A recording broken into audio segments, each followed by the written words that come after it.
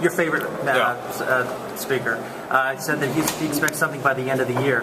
Well, the end of the year starts to become problematic, so we may have to try to get something sooner than the end of the year. Is there some date in mind where you have to have something? You'd have to ask Moody and McCarthy, our two superstars, but we'd like to have something soon after the summer. In your speech today, I mean, you've essentially fundamentally refuted the primary Republican argument against Medicaid expansion, which is federal budget constraints. Well, I was chairman. I was chairman of the Budget Committee when we had a balanced budget and we had surpluses. All these entitlements will be fixed. Will they be fixed now? No. We have a Congress that is in. We have a Congress that is lacking in substantive achievement. I know they passed a couple resolutions and minted some coins and things like that, but I don't think they're right now capable of dealing with the entitlements. But we must, and we will. And it isn't that difficult to do. But in the meantime, we've got to get our money back to help fix this problem, and Medicaid will be ultimately fixed. And as I said, there could be a swap.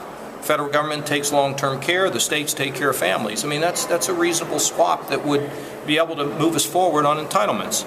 So, I bring up the issue only because I want the people here who are advocates to understand what the concern is, and I want those who have been in opposition to know I hear their argument. I hear it. That's okay. It's a legitimate argument, but it's not enough to dissuade me or persuade me to move in another direction. Do you view this as a fight against your party?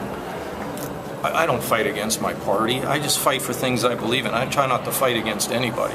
Do you think the delay, the employer mandate delay, affects your argument in any way? Do you think that changes anything for you in your approach? Look, again, we have Medicaid, and it took us years to expand Medicaid. Medicaid is Medicaid, Obamacare is Obamacare. They're two different things, and I don't see that they're really connected. And I want to be clear about this. If the federal government tries to change the rules, then, we go the other way. The last thing I want to say to you is this. I touched on something that's been bothering me lately that I kind of read in the national dialogue. This idea that if you're poor, that somehow you don't care or you don't work. Now, there are poor people who probably can get comfortable living in poverty. But as I tell lots of people, and this kind of gets me stirred up, you go try to live on those food stamps. You try to go live in the housing. In our state, you can get cash assistance. Almost no one exhausts the ceiling on cash assistance. Almost no one. We can have standards in there that can get people training and get them back to work.